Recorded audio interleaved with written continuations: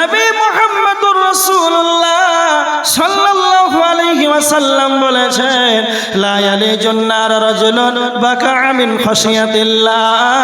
ওই ব্যক্তি জাহান্নামে যাবে না, ওই ব্যক্তি জাহান্নামে যাবে না, সেই ব্যক্তি জাহান্নাম যেন স্পর্শ করবে না।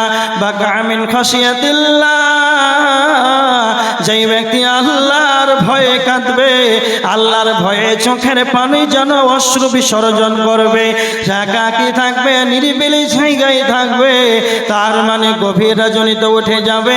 রাতের শেষ অংশে যখন আল্লাহ প্রথম আসমানে নেমে আসেন, ওই সময় যেন আল্লাহর ভয়ে তাহাজ্জুদের সালাত আদায় করে যেন দুই ফোঁটা চোখের পানিতে যেন অঝর নয়নে ক্রন্দন করলো।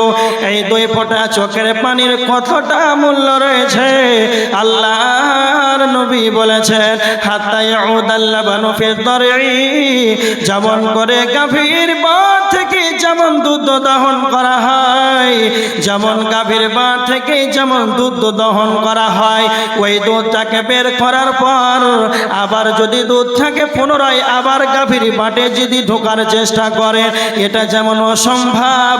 যারা আল্লাহর ভয়ে কেঁদে দেবে, যারা আল্লাহর ভয়ে চোখের পানিতে অঝর নয়নে কাঁদবে, তারা যেন জাহান্নামে যাবে, যেন এটা অসম্ভব।